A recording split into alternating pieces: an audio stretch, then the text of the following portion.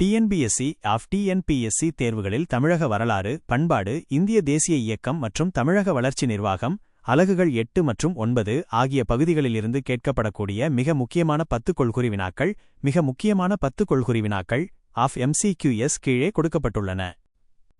Q1. Ganga சமவெளி நாகரிகத்திற்கு இணையாக தென்னிந்தியாவிலும் 2ஆம் நகரமயமாக்கல் நடைபெற்றது என்பதை நிரூபிக்கும் வகையில் அகழ்வாராய்ச்சி சான்றுகள் கிடைத்துள்ள தமிழகத்தின் முக்கிய தளம் எது? ஆ. கொடுமணல். ஆ. கீழடி. ஆதிச்சநல்லூர். கொர்க்கை. விடை ஆ. கீழடி. விளக்கம்: மதுரைக்கு அருகிலுள்ள கீழடியில் கண்டெடுக்கப்பட்ட பொருட்களின் கார்பன் காலக்கணிப்பு சங்க காலத்தின் தொடக்கத்தை கிமு 6ஆம் நூற்றாண்டிற்கு கொண்டு சென்றுள்ளது. இது கங்கை சமவெளி நாகரிகத்தின் சமகாலத்தில் வைகை நதிக்கரையிலும் மிகவும் வளர்ந்த எழுத்தறிவு பெற்ற நகர நாகரிகம் இருந்ததை உறுதிப்படுத்துகிறது. Q2. அரசு பணிகளில் இடஒதுக்கீட்டை அறிமுகப்படுத்தி வரலாற்று சிறப்புமிக்க முதல் வகுப்புவாரி பிரதிநிதித்துவ அரசாணை கம்யூனல் GO நீதி கட்சியால் எந்த ஆண்டு நிறைவேற்றப்பட்டது? ஆ. 1921. ஆ. 1926. 1930. 1947. விடை ஆ. 1921. விளக்கம்: ஏ. சுப்பராயலு ரெட்டியார் மற்றும் பனகல் அரசர் ஆகியோரின் நீதிக்கட்சி அமைச்சரவையின் கீழ் 1921 செப்டம்பர் 16 அன்று முதல் வகுப்புவாரி அரசாணை வெளியிடப்பட்டது. இது பிராமணர் அல்லாதோர், முஸ்லிம்கள், கிறிஸ்தவர்கள் மற்றும் ஒடுக்கப்பட்ட பிரிவினருக்கு அரசு வேலைகளில் முறையான பிரதிநிதித்துவத்தை உறுதி செய்த சமூக நீதியின் ஒரு மைல்கல் நிகழ்வாகும். Q3. ஆங்கிலேயரின் கப்பல் போக்குவரத்திற்கு சவால் விடும் வகையில் சுதேசி நாவாய்ச் சங்கம் ஸ்வாதேஷி ஸ்டீம் நேவிகேஷன் கம்பெனி என்ற நிறுவனத்தை தொடங்கியதால் கப்பலோட்டிய தமிழன் என்று அன்போடு அழைக்கப்படுபவர் யார்? ஆ. சுப்பிரமணிய பாரதியார். ஆ.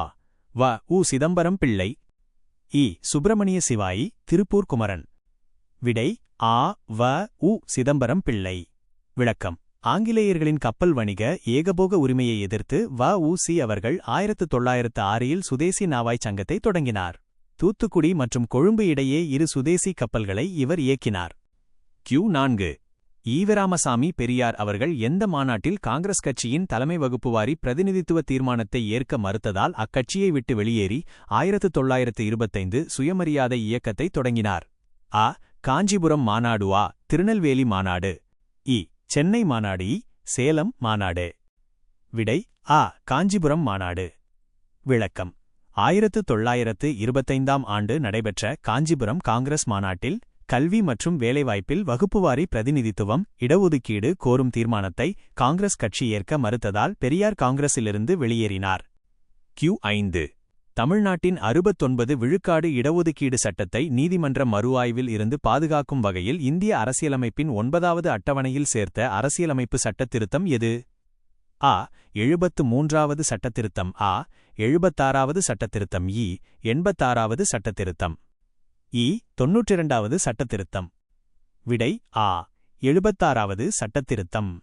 விளக்கம்: 1994ஆம் ஆண்டு கொண்டுவரப்பட்ட 76வது அரசியலமைப்பு சட்டத்திருத்தத்தின் மூலம் தமிழ்நாட்டின் 69 விழுக்காடு இடஒதுக்கீடு சட்டம் 1993 இந்திய அரசியலமைப்பின் 9வது அட்டவணையில் சேர்க்கப்பட்டு நீதிமன்றத்தின் தலையீட்டிலிருந்து பாதுகாக்கப்பட்டது. Q6. தமிழகத்தில் பிரிட்டிஷ் கிழக்கிந்திய கம்பெனியின் ஆட்சிக்கு எதிராக முதன்முதலில் ஆயுதம் ஏந்தி புரட்சி செய்த பாளையக்காரர் யார்? ஆ. வீரபாண்டிய கட்டபொம்மண்ணா, பூலித்தேவர். தீரன் சின்னமலை, மருது பாண்டியர்கள். விடை ஆ. பூலித்தேவர். விளக்கம்: நெற்கட்டும் செவலை தலைமையிடமாக கொண்டு ஆட்சி செய்த பூலித்தேவர் பாளையக்காரர் புரட்சியின் முன்னோடியாவார். இவர் ஆற்காடு நவாப் மற்றும் ஆங்கிலேயர்களுக்கு வரி செலுத்த மறுத்து 1755 ஃபில் அலெக்சாண்டர் ஹெரான் தலைமையிலான கூட்டுப்படையை தோற்கடித்தார். Q7. புகழ்பெற்ற வைக்கம் சத்தியாகிரகம் 1924 முதல் 1925 வரை எந்த சமூக காரணத்திற்காக தொடங்கப்பட்டது? ஆ. ஒடுக்கப்பட்ட பிரிவினருக்கான கோவில் நுழைவு மற்றும் தெருக்களில் நடக்கும் உரிமையா, விவசாயிகளின் நில உரிமை போராட்டம். கைத்தறி நெசவாளர்களின் வரிக்குறைப்பு போராட்டம். தேவதாசி ஒழிப்பு முறை. விடை ஆ. ஒடுக்கப்பட்ட பிரிவினருக்கான கோவில் நுழைவு மற்றும் தெருக்களில் நடக்கும் உரிமை. விளக்கம்: கேரளாவின் வைக்கத்தில் உள்ள சிவன் கோவிலை சுற்றியுள்ள வீதிகளில் ஒடுக்கப்பட்ட மக்கள் நடப்பதற்கு விதிக்கப்பட்டிருந்த தடையை எதிர்த்து இந்த போராட்டம் நடைபெற்றது.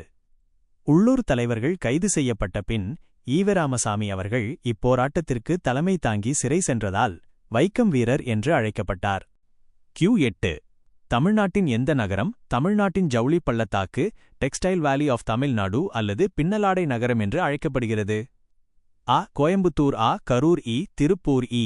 ஈரோடு. விடை இ. திருப்பூர்.